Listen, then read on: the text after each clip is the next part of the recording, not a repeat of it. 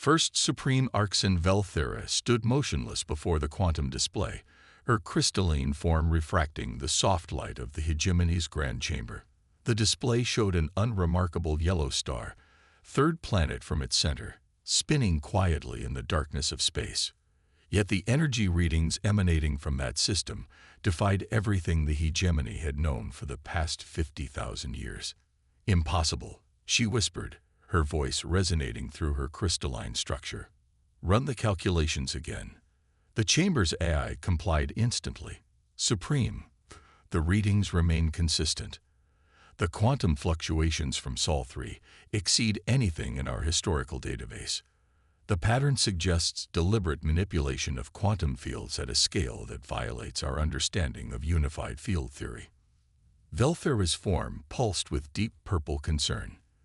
The hegemony had guided the galaxy's evolution for millennia, carefully monitoring developing civilizations and integrating them into the Grand Alliance when they achieved sufficient technological advancement. But this was different. "Show me their development timeline again," she commanded. The display shifted, showing Earth's technological progression. Steam engines to nuclear power in less than 2 centuries. Chemical rockets to crude ion drives in less than 1. A seemingly normal progression for an emerging spacefaring species, except for the quantum readings that suggested technology far beyond their apparent level.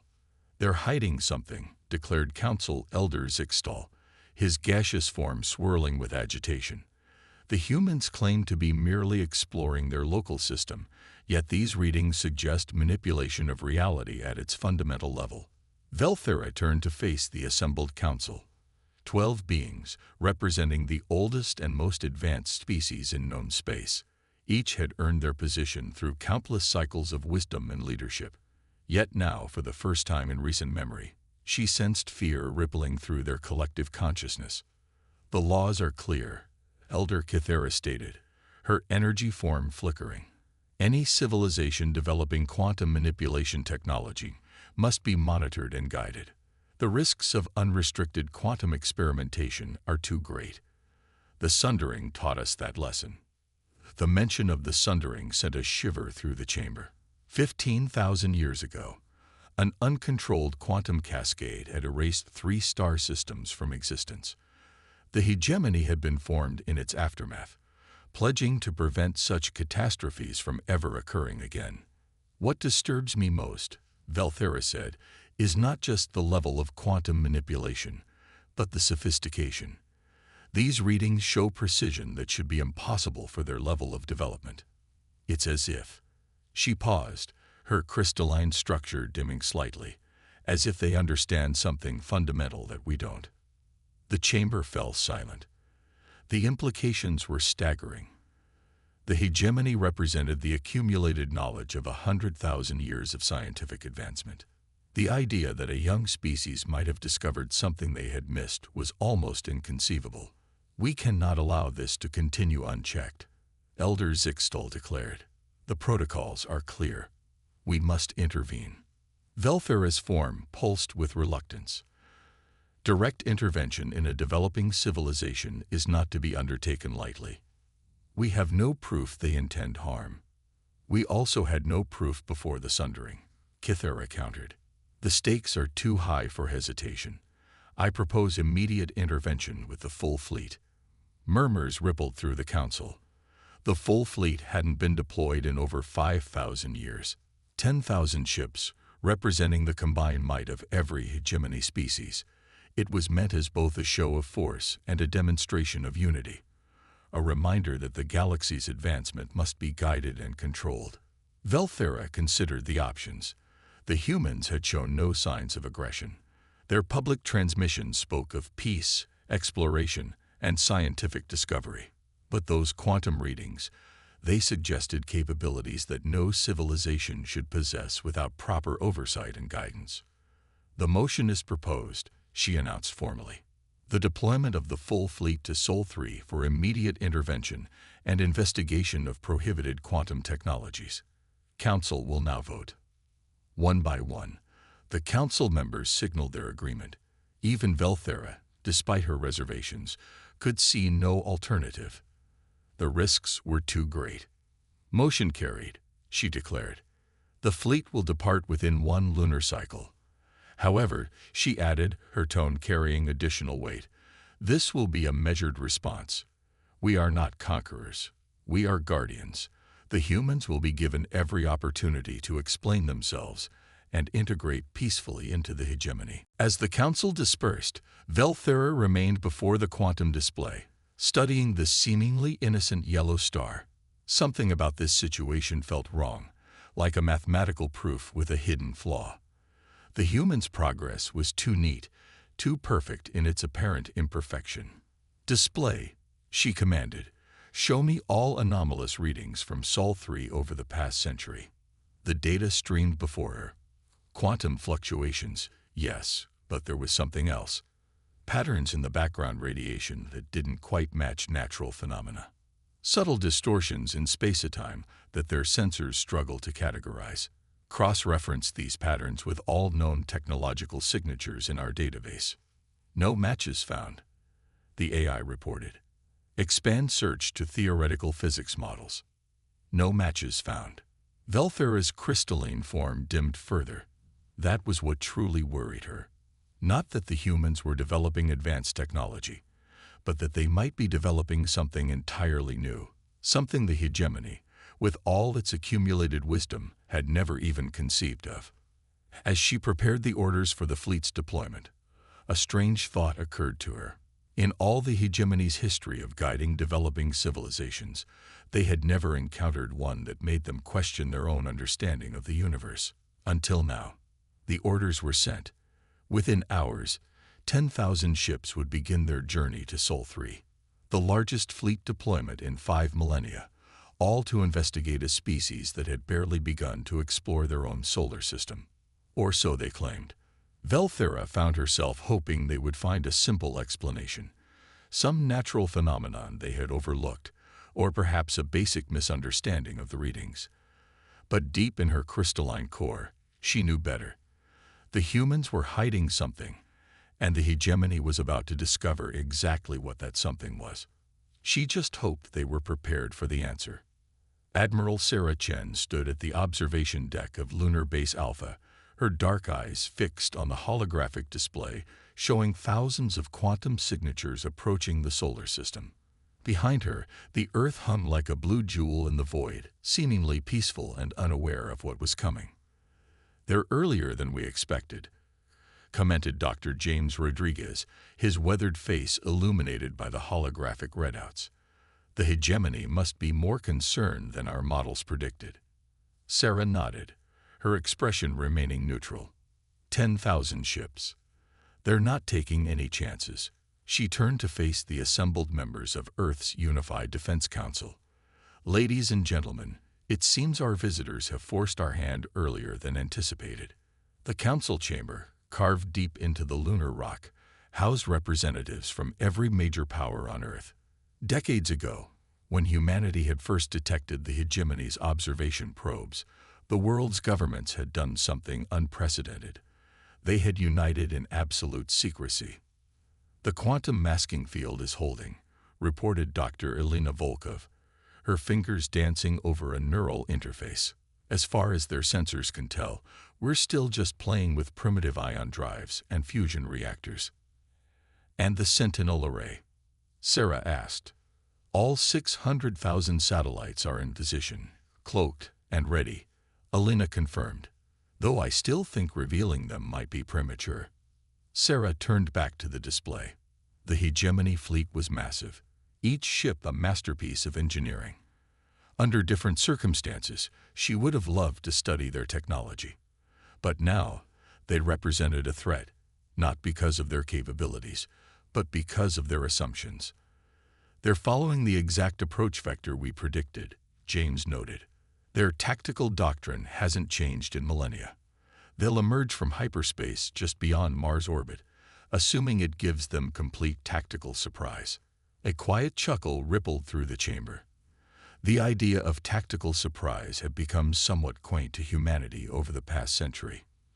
"Director Wei," Sarah addressed the elderly man seated at the council's center. "We need your final authorization." Wei Ming, director of Earth's Unified Defense Council, stood slowly. His face showed every one of his 90 years, but his eyes were sharp and clear. Are we certain there's no diplomatic solution? Once we reveal ourselves, there's no going back. The hegemony's history is clear, Alina replied. They believe they have a moral obligation to control the development of advanced technology. They've forcibly integrated dozens of civilizations over the past 50,000 years, always with the best intentions, of course. Their fear of unrestricted technological development isn't entirely unreasonable, James added. The quantum cascade disaster they call the Sundering was very real. They just don't understand that we've taken a completely different approach to managing quantum mechanics.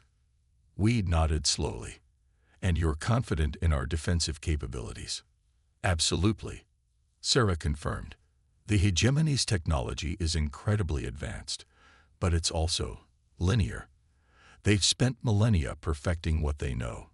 We've spent the last century exploring what they never imagined. Very well. Wei's voice carried the weight of humanity's future. You have authorization to proceed with protocol revelation. May whatever gods exist have mercy on us all. Sarah turned to her neural interface, connecting directly with Earth's defensive systems. Across the solar system, hundreds of thousands of quantum-linked satellites waited for her command. Each one contained technology that the hegemony would consider impossible, not because of its advancement, but because of its fundamental nature. They're beginning their deceleration burn, James reported. Emergence from hyperspace in 30 minutes. Perfect timing, Sarah murmured. She sent the activation signal to the Sentinel array. Across the solar system, satellites began to power up, their quantum cores pulsing with energy that defied conventional physics. The hegemony believed they understood quantum mechanics, that they had mastered the fundamental forces of reality. What they didn't understand was that humanity had discovered something far more basic, far more profound. They hadn't just learned to manipulate quantum fields, they had learned to speak with reality itself. Multiple hyperspace signatures detected, Alina announced. They're right on schedule. The holographic display exploded with light as 10,000 ships emerged from hyperspace. The hegemony's full fleet, arranged in perfect formation, their quantum drives humming with power that they thought unmatched in the galaxy. Interesting, James observed. Their quantum shielding is more sophisticated than our probes detected. They'd been holding back some capabilities. Sarah allowed herself a small smile. Not that it matters. Signal the array to initiate first contact protocol. Across the solar system, the Sentinel array activated. Not with weapons or shields, but with something far more fundamental, pure quantum communication. Each satellite began transmitting on frequencies that the hegemony had never imagined possible, using principles that their science had never discovered. The message was simple, broadcast in every known language and encoding. Greetings, representatives of the hegemony. Welcome to Sol System. We've been expecting you. On the holographic display, Sarah watched as confusion rippled through the hegemony fleet. Their perfect formation wavered as their sensors detected impossible energy readings appearing throughout the solar system. They're charging weapons, Alina reported, then paused. No, they're powering down. Their flagship is transmitting a response. The message came through, carrying the formal tones of the hegemony's diplomatic protocols.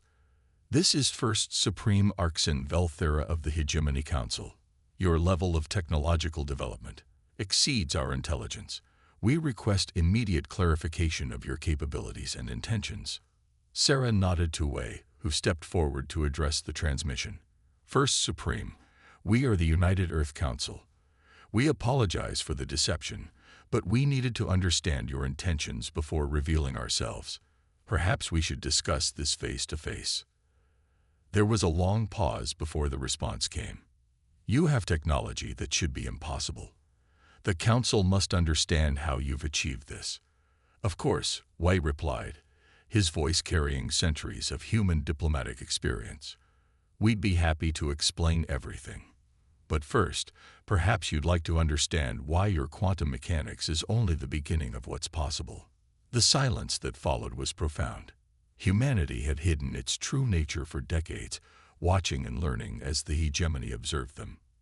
Now, finally, it was time to show the galaxy that there was more than one path to understanding the universe.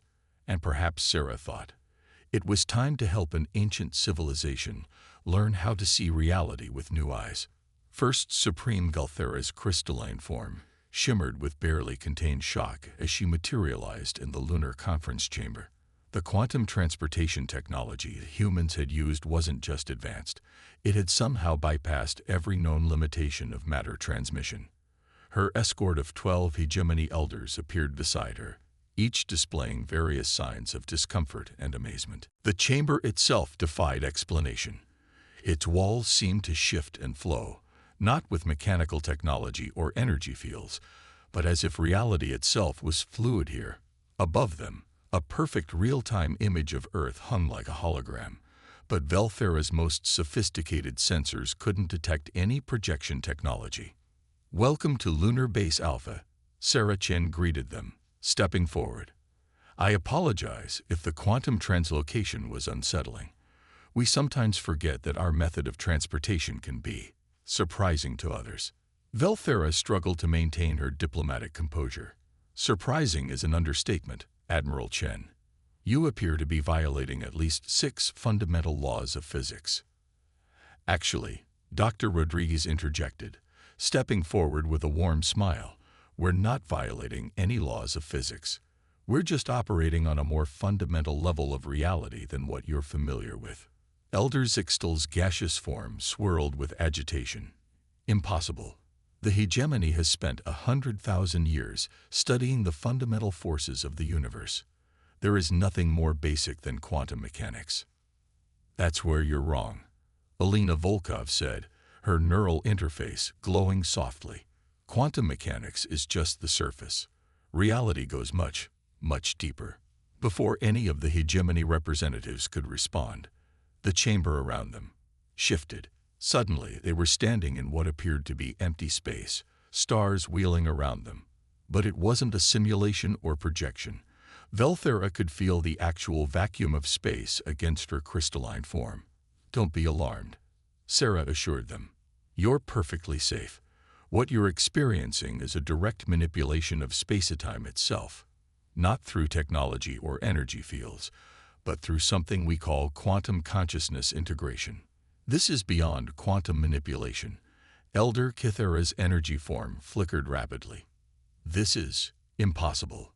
"Impossible is a very human word," Wei Ming said softly, his aged face serene. "We discovered something remarkable about consciousness itself. It's not just an emergent property of complex systems. It's a fundamental force of the universe, as basic as gravity or electromagnetism." The space around them shifted again, and they were standing in what appeared to be multiple places simultaneously: the lunar base, Earth orbit, and somewhere that defied description altogether. The hegemony representative sensors were going haywire, trying to process information that shouldn't exist. "You see," Elena continued, "consciousness doesn't just observe reality. It interacts with it at the most fundamental level. Once we understood this, we realized that quantum mechanics was just the tip of the iceberg. The universe isn't just particles and forces. It's a vast, interconnected web of consciousness and possibility." "But the sundering," Velthera managed to say. "The quantum cascade that destroyed 3 star systems was the result of trying to manipulate quantum fields without understanding the consciousness component," James explained.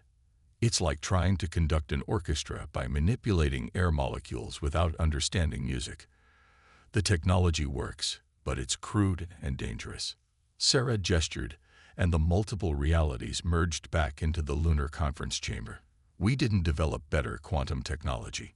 We developed a completely different approach to understanding and interacting with reality itself." The chamber fell silent as the hegemony representatives tried to process what they were seeing and hearing. Their entire understanding of the universe, carefully built over tens of thousands of years, was being challenged not by superior technology, but by a fundamentally different perspective. How? Velthera finally asked. How did you discover this when we did not? Perhaps, Wei suggested gently, because you were too focused on control and certainty. The hegemony's greatest strength, its systematic, careful approach to technological development, may have also been its limitation. You were so focused on mastering what you knew that you never questioned whether there might be something more fundamental to understand. Humans, on the other hand, Sarah added, have always been dreamers. When we first detected your observation probes, we didn't just ask how to hide from them. We asked why they worked the way they did. We didn't just want to advance our technology. We wanted to understand the nature of reality itself. Elena's neural interface pulsed softly. We discovered that consciousness isn't just an observer of quantum effects. It's an active participant in the fundamental nature of reality. Once we understood this, everything changed. We didn't need to build massive machines to manipulate quantum fields because we learned to speak directly to the quantum substrate of reality itself. The Sentinel Array, Velthera realized suddenly. Those aren't weapons or defensive systems at all, are they? No, James confirmed. They're consciousness amplifiers, helping us maintain a stable quantum field throughout the solar system. We don't need weapons because we can simply suggest to reality that certain things shouldn't happen. The implications were staggering. The hegemony had spent millennia building ever more sophisticated tools to manipulate reality, while humans had somehow learned to communicate with it directly. It wasn't just a technological difference. It was an entirely new paradigm of existence. Your civilization. Elder Zixtal's gaseous form had stabilized somewhat. You're not just more advanced than we thought. You're something entirely different, aren't you? We're still human, Sarah assured them. We've just learned to see the universe from a different perspective, and now, perhaps, we can help you do the same. Velthera's crystalline form pulsed with a new emotion, not fear or shock, but something closer to wonder. For the first time in her long existence, she was facing something truly new, truly unknown. And somehow, that was more exciting than frightening. We have much to discuss, she said finally, and perhaps much to learn.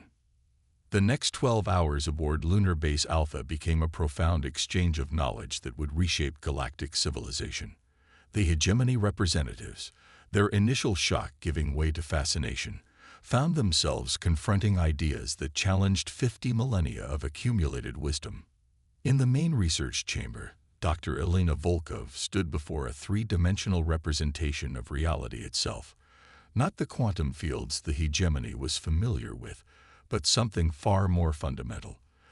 The display showed layers upon layers of interconnected consciousness, flowing through and around what they had always thought was empty space. Consciousness isn't produced by complex systems, Elena explained, her neural interface pulsing in sync with the display. Complex systems arise from consciousness. The universe isn't a machine that sometimes produces aware beings. It's an aware being that sometimes produces machines. Elder Kithera's energy form rippled with intense curiosity. But our measurements, our technologies, they work. We can manipulate quantum fields, traverse space, create and destroy matter. Of course they work, James Rodriguez replied, stepping through the display as if it were mist. Just like you can drive a car without understanding internal combustion, or use a quantum computer without understanding consciousness. But there's a difference between using something and truly understanding it. In another section of the base, Sarah Chen was giving First Supreme Velthera a demonstration that defied everything the hegemony thought they knew about physical laws. A small object, seemingly a simple metal cube, hung in the air between them. Watch closely, Sarah instructed. The cube didn't move or change. Instead, reality shifted around it. Space itself seemed to fold and unfold, not through technology or energy manipulation, but through pure intention. How? Velthera's crystalline form pulsed with confusion. There's no energy signature, no quantum manipulation. No. Exactly. Sarah smiled. We're not using energy to affect reality. We're communicating with reality directly. The universe isn't just following laws. It's responding to consciousness. In the medical wing, Dr. Maya Patel was showing Elder Zixtel something equally revolutionary. Human medical technology that didn't heal by manipulating matter or energy, but by suggesting to reality that injuries should never have happened in the first place. Your species evolved differently from ours, Zixtel observed, his gaseous form swirling thoughtfully. Your consciousness developed along different lines. Not exactly, Maya replied. We just asked different questions. Instead of asking how to manipulate reality, we asked why reality could be manipulated at all. The answer led us down a very different path. In the central chamber, Wei Ming sat with several hegemony elders, discussing the philosophical implications of humanity's discoveries. Your civilization built incredible technologies, he acknowledged. You mastered quantum mechanics, gravity, even the fabric of space itself. But you never questioned why these forces responded to conscious manipulation in the first place. Because they follow universal laws, one elder insisted, though with less certainty than before. But who wrote those laws? Wei asked gently. And why do they respond to conscious observation? These were the questions that led us to our breakthrough. We discovered that consciousness isn't just an observer of reality. It's the foundation of reality itself. Back in the research chamber, Elena was showing the assembled representatives something that made even their advanced sensors struggle to comprehend. This is a direct visualization of what we call the consciousness substrate. It's not energy or matter or even quantum fields. It's the layer of reality that gives rise to all of those things. The display showed something that defied description. Patterns within patterns, possibilities within possibilities, all interconnected in ways that made higher dimensional mathematics look simple by comparison. Your quantum technology is incredibly advanced, James added, but it's like trying to understand a computer by manipulating electricity. You can build amazing things, but you're missing the underlying code. In yet another section of the base, Sarah was demonstrating something that made Velthera's crystalline structure vibrate with astonishment. This is how we actually travel through space, she explained as reality itself seemed to ripple and fold.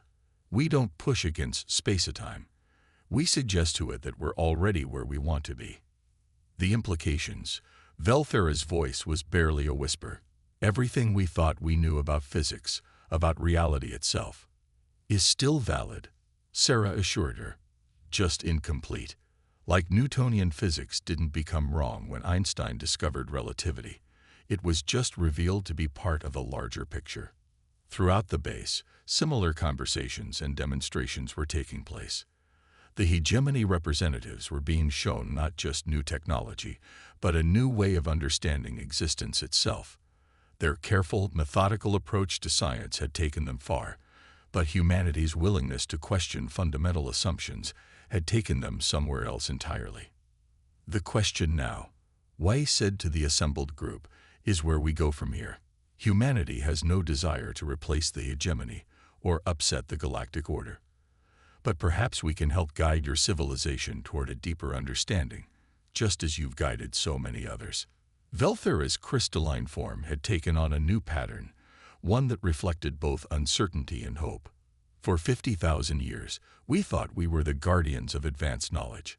Now we find ourselves as students again. That's the beauty of it, Sarah replied with a warm smile. In true understanding, we're all students. The universe has more mysteries than any civilization could solve alone. Perhaps that's why consciousness evolved in so many forms, so we could all discover different pieces of the truth. As the Earth rose over the lunar horizon, casting its blue light through the chamber's transparent walls, both humans and aliens contemplated the dawn of a new era. The hegemony had come expecting to find a primitive civilization in need of guidance. Instead, they had found teachers who would help them rediscover the wonder they had lost in their long pursuit of control and certainty. 3 days after the hegemony's arrival, the combined fleet of 10,000 ships hung in Earth orbit, no longer as an invasion force, but as witnesses to history. In the Great Hall of the United Nations in New York, representatives from Earth and the hegemony gathered for an unprecedented announcement to humanity. The chamber buzzed with anticipation as holographic displays allowed the entire world to witness the proceedings. Sarah Chen stood at the podium, her uniform crisp and formal, while First Supreme Velthera's crystalline form shimmered beside her. The gathered audience included not just human diplomats and leaders, but beings from across the galaxy, their forms as varied as consciousness itself. People of Earth, Sarah began, her voice clear and strong. Today marks not just a new chapter in human history, but in the story of all conscious beings.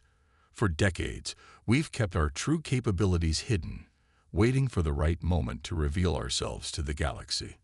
That moment has arrived. Velthera stepped forward, her crystalline structure casting rainbow patterns across the chamber. For 50,000 years, the hegemony has guided the development of civilizations across the galaxy. We believed we understood the fundamental nature of reality. We were wrong. The chamber fell silent as images appeared in the air, not projected by technology, but manifested through the direct manipulation of reality that humans had mastered. They showed the galaxy as it truly was, not just stars and planets and quantum fields, but an intricate web of consciousness that connected all things. Humanity, Velthera continued, has discovered something we never imagined possible. They haven't just mastered technology. They've learned to communicate with the fundamental consciousness that underlies all of reality. And now, they have offered to share this understanding with all species. Dr. Elena Volkov stepped forward, her neural interface glowing softly. What we've discovered isn't just another technological advancement. It's a fundamental shift in how we understand existence itself. The universe isn't a machine we can control. It's a conscious entity we can communicate with. The displays shifted, showing the practical applications of this understanding. Diseases being healed not through medicine, but through reality revision. Space travel accomplished not through propulsion, but through consciousness-directed translocation. Energy generated not through fusion or quantum fields, but through direct cooperation with the universe's fundamental nature. But with this knowledge comes responsibility, James Rodriguez added, his weathered face serious. The power to suggest changes to reality itself must be tempered with wisdom and compassion. That's why we waited, watched, and learned before revealing ourselves. Wei Ming rose from his seat, his aged face serene. We propose a new kind of partnership, not the hegemony's traditional model of guidance and control, but a collaborative effort to explore the true nature of existence. Every species, every form of consciousness, has something unique to contribute to this understanding. The images above shifted again, showing possibilities that made even the hegemony elders pulse with wonder. Realities interweaving, consciousness expanding, understanding deepening in ways that transcended traditional physics and biology. The choice before us, Sarah continued, is not whether to advance or remain static. It's whether we're willing to let go of our preconceptions and embrace a deeper truth about the nature of existence itself. Velthera's form brightened. The hegemony was formed to prevent disasters like the Sundering, to ensure that technological advancement didn't outpace wisdom. What humanity has shown us is that we were asking the wrong questions. The key isn't control, it's understanding. From the assembled audience, representatives of both Earth and the galaxy began to rise, one by one. The chamber filled with a sense of possibility, of potential unleashed not through force or technology, but through the simple act of seeing reality as it truly was. We stand at a crossroads, Wei declared, his voice carrying the weight of centuries. Not just humanity, not just the hegemony, but all conscious beings. We can continue to treat the universe as something to be controlled and manipulated, or we can recognize it as something we are part of, something we can communicate with, learn from, and grow with. The displays above showed one final image: the Earth, the hegemony fleet, and the vast galaxy beyond, all connected by threads of consciousness that had always been there, waiting to be recognized.